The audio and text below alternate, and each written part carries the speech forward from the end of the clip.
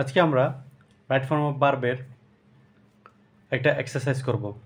গত ক্লাসে আমি রাইট ফর্ম অফ ভার্বসের 12টা রুলস পড়িয়েছি। এই 12টা রুলস বলেছিলাম যে ভালো করে মুখস্থ করার জন্য।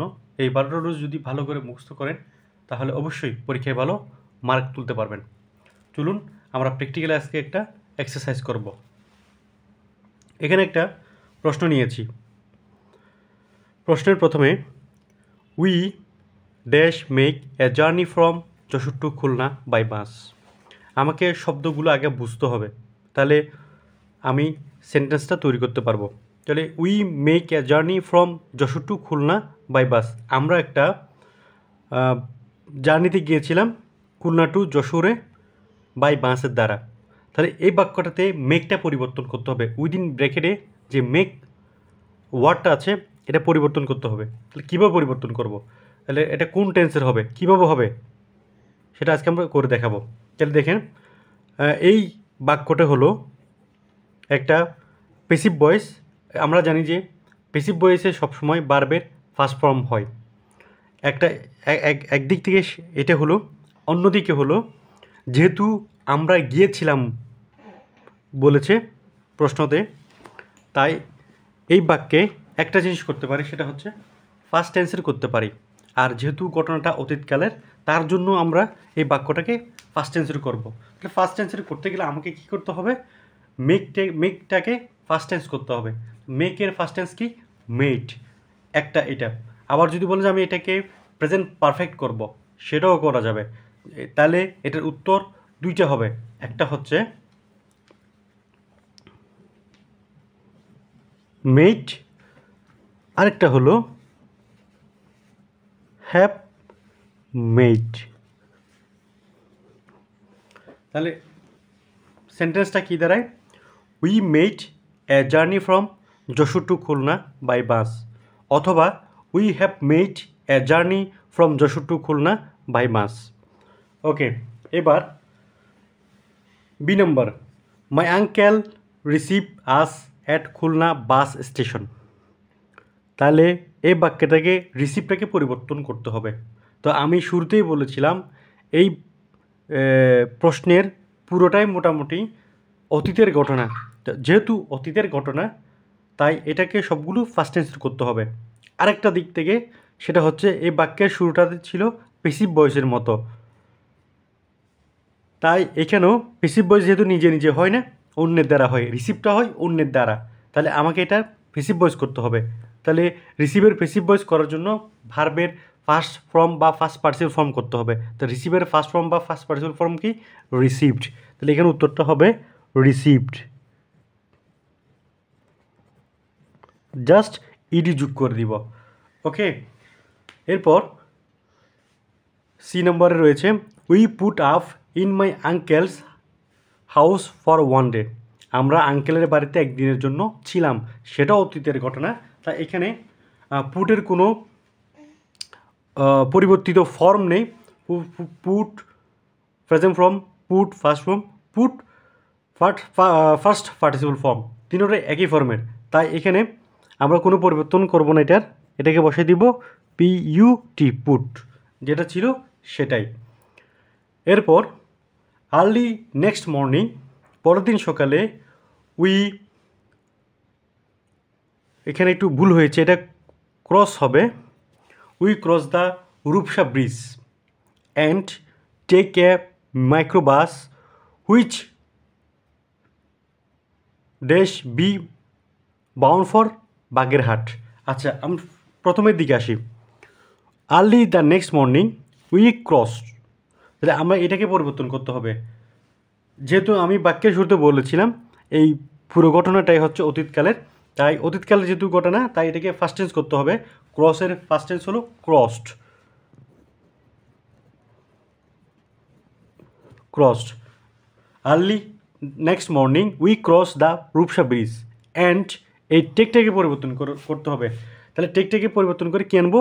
বাক্যটা যেহেতু ফার্স্ট টেন্সের, এই টেকেরও ফার্স্ট টেন্স করতে হবে।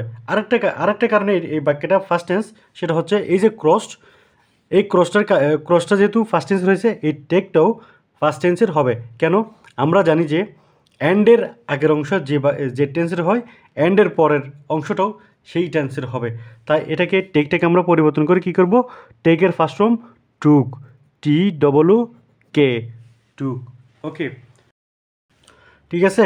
এখন which dash be bound for Bagerhat, এখানে বি বলছে। তা আমি রাইট ফর্ম অফ ভার্বস পড়ানোর সময় বলছিলাম যে বি মানে তিনটা জিনিসকে, বি ভার্বের তিনটা নাম, একটা হলো টু বি ভার্ব, একটা হলো বি ভার্ব, একটা হলো অক্সিলারি ভার্ব। এখানে বি ভার্ব বলতে আমরা আনবো এম ইজ, প্রেজেন্ট টেন্সের এম ইজ আর, ফার্স্ট টেন্সের ওয়াজ ওয়ার, ফিউচার টেন্সের অবশ্যই এখানে আনতে হবে না, আমাদের মূলত আনতে হবে প্রেজেন্ট টেন্সের এম ইজ আর, ফার্স্ট টেন্সের ওয়াজ ওয়ার। তাহলে আমরা বাক্যের শুরুতে যেহেতু বারবারই বলে আসতেছি এই পুরো ঘটনাটাই অতীতকালের, তাই এখানে আমরা ফার্স্ট টেন্সের অক্সিলারি ভার্ব আনব। তো ফার্স্ট টেন্সের অক্সিলারি ভার্বগুলো কী কী, ওয়াজ এবং ওয়ার। এখানে কোনটা আনবো? তা আমরা বিভিন্ন ক্লাসে বিভিন্নভাবে বলেছিলাম যে কখন এম হবে, কখন ইজ হবে, কখন আর হবে, কখন ওয়াজ হবে, কখন ওয়ার হবে। এটার জন্য আলাদা ক্লাস এবং ভিডিও রয়েছে, যারা এখনও পর্যন্ত দেখেন নাই তারা এটা দেখে আসবেন।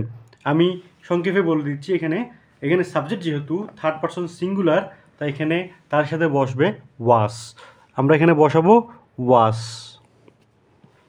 ওকে, এরপর আসেন we got off near Ranabijoypur and dash hire 2 rickshaws to take us to the ষাট গম্বুজ mosque. We got off near Ranabijoypur and hire, এখানে এই হায়ারে পরিবর্তন করতে হবে। আমরা যখন রণবিজয়পুর পৌঁছালাম তখন 2টা রিক্সা ভাড়া করেছিলাম, তাহলে এটা ফার্স্ট টেন্সের ঘটনা, তাই এটাকেও আমাদেরকে ফার্স্ট টেন্স করতে হবে।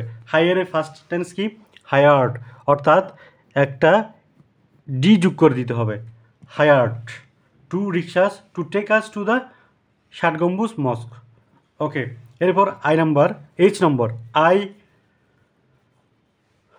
Dash find actually 77 domes including the 7 in the control central র। আচ্ছা, এখানে আমরা যে কাজটা করব, ফাইনটাকে পরিবর্তন করতে হবে। তো ফাইনটাকে পরিবর্তন করার জন্য এই পুরো বাক্যটা যেহেতু আবার বলছি ফার্স্ট টেন্সের, তাই ফাইন্ডের ফার্স্ট টেন্স হবে, ফাইন্ডের ফার্স্ট টেন্স হলো ফাউন্ড, ফাউন্ড। তাহলে ফাইনটা পরিবর্তন হলে কি হলো, found. Actually 77 domes including the 7 in the central র। ওকে, তারপর we dash pass more than 1 hour around the mosque, আমরা 1 ঘন্টারও বেশি সময় ওখানে পাস করেছিলাম। আবারও অতীতকাল, তাই ফার্স্টের অতীতকালের হবে, মানে পাসের ফার্স্ট টেন্স হবে, পাসের ফার্স্ট টেন্স হলো পাস্ট, জাস্ট ইডি যোগ করে দিলাম ফার্স্ট। তাহলে পুরো বাক্যটা কী হলো, we passed more than 1 hour around the mosque and went to, এই দেখেন এখানে একটা ওয়েন্ট টু আছে, তাহলে ওয়েন্টটা কোথা থেকে আসছে, গো থেকে, গোর ফার্স্ট ফর্ম হলো ওয়েন্ট। তো আমি আগের এই যে এখানে বলেছিলাম যে অ্যান্ডের আগের অংশ যে টেন্সের হবে অ্যান্ডের পরেরটাও সেই টেন্সের হবে। এই যে দেখেন এখানে অ্যান্ডের আগের অংশ ফার্স্ট টেন্সের হয়েছে, এই ওয়েন্টটাও গুয়ের ফার্স্ট টেন্স, এখানেও অটোমেটিক্যালি একটা ফার্স্ট টেন্স দেওয়া আছে। Went to the mazar of Pir Khan Jahan Ali রহমতুল্লাহ আলাই which stand on a rest ground, যেটি এখনও খোলা উঁচু জায়গায় দাঁড়িয়ে আছে। এতক্ষণ পুরো ঘটনাটা ছিল অতীতকালের, আর আমরা তারা যখন সেখানে পীর খান জাহান আলী মাজারে গিয়েছে, ওখানে দেখতেছে যে ওই মাজারটা একটা উঁচু জায়গার মধ্যে দাঁড়িয়ে আছে। তো এখনও যেহেতু আছে, এটা হচ্ছে প্রেজেন্ট টেন্স, তাই এখানে প্রেজেন্ট টেন্স করতে হবে। তাহলে স্ট্যান্ডের প্রেজেন্ট ফর্ম কি, স্ট্যান্ড, স্টুড, মানে স্ট্যান্ডটাই হচ্ছে ভার্বের প্রেজেন্ট ফর্ম। এটার একটু পরিবর্তন করতে হবে, তাহলে কি কিছু না কিছু হবেই। তো কী করতে হবে, আমাদেরকে তখন দেখতে হবে সাবজেক্ট। এই বাক্যের মানে যে নাম্বার সাবজেক্ট হলো হুইচ, এই হুইচটা থার্ড পারসন সিঙ্গুলার। তো আমরা জানি যে সাবজেক্ট যদি থার্ড পারসন সিঙ্গুলার নাম্বার হয় ভার্বের সাথে এস বা ইয়েস যুক্ত হবে। তো ইয়েস কাদের সাথে সাথে যুক্ত হবে এগুলোর জন্য আলাদা ভিডিও রয়েছে, আমরা চাইলে দেখে আসতে পারবেন।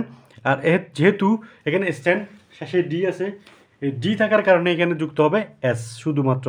তাহলে আমরা এটাকে পরিবর্তন করে কি দাঁড়ায়, স্ট্যান্ডস, অর্থাৎ which stands on a rest ground. যারা ভিডিওটা দেখেন নাই রাইট ফর্ম অফ ভার্বসের, তাদের দেখার সুবিধার্থে এই ভিডিওর ডিসক্রিপশন বক্সের লিঙ্কটা দেওয়া হবে, আপনারা ওখান থেকে চাইলে দেখে আসতে পারেন। আজকের মতো বিদায় নিচ্ছি, আল্লাহ হাফেজ।